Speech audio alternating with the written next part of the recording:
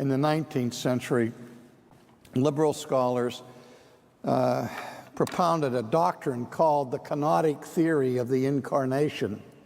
And you may have heard it, the idea being that when Jesus came to this earth, he laid aside his divine attributes so that the God-man, at least touching his deity, no longer had the divine attributes of omniscience, omnipotence, and all the rest. But of course, that would totally deny the very nature of God, who is immutable. Even in the Incarnation, the divine nature does not lose his divine attributes. He doesn't communicate them to the human side. He doesn't deify the human nature. But in the mystery of the union between the divine and the human natures of Jesus, the human nature is truly human. It's not omniscient. It's not omnipotent. It's none of those things. But at the same time, the divine nature remains fully and completely divine. B.B. Warfield, the great scholar at Princeton, in remarking on the Canonic Theory of his day, said the only kenosis that theory proves is the kenosis of the brains of the theologians who are propagating it, that they've emptied themselves of their common sense. But in any case, what is emptied is glory, privilege, exaltation. Jesus, in the Incarnation, makes himself of no reputation. He allows his own divine, exalted standing to be subjected to human hostility and human criticism and denial. He took the form of a bondservant, and coming in the likeness of men.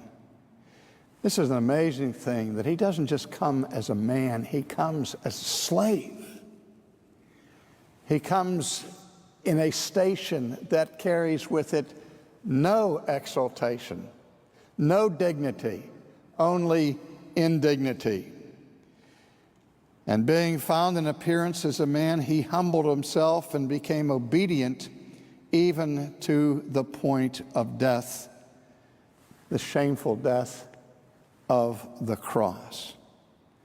Now, having given us that brief summary of the humiliation of Jesus in the Incarnation, the next word that follows from it is vitally important to us.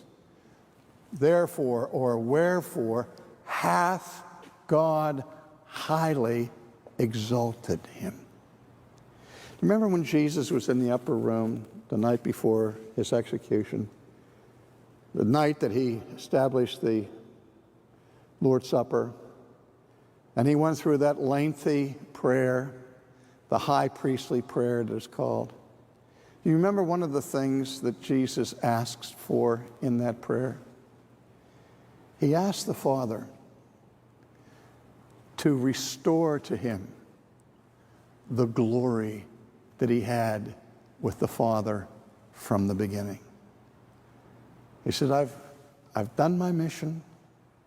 I've been obedient.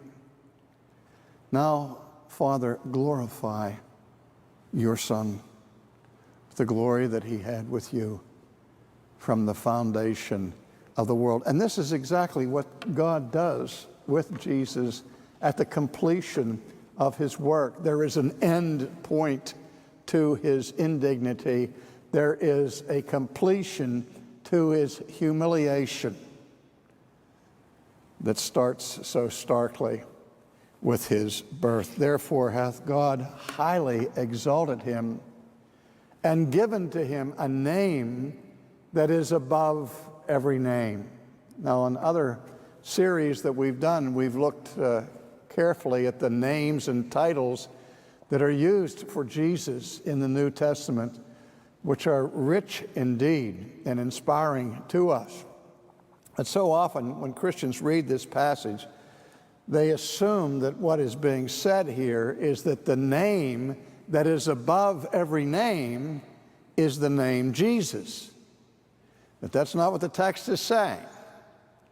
What the text is saying is that God has highly exalted him to such a degree that at the name of Jesus, when you hear the name of Jesus, every knee should bow and every tongue should confess what?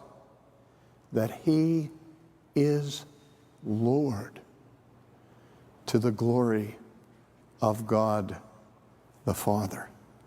The name that is above every name is that title that belongs only to God. That title, Adonai, that refers to God as the sovereign one.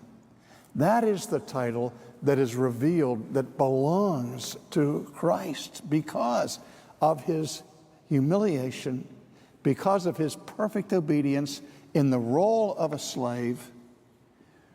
God moves heaven and earth to exalt his Son, gives him the name that is above every name, so that when you hear the name of Jesus, your impulse should be to be on your knees and confess that he is Lord, to the glory of God the Father. That at this point, by exalting Christ, you are also exalting the Father. And so it comes full circle. Humiliation, first exaltation, humiliation, back to exaltation. But this is where it starts.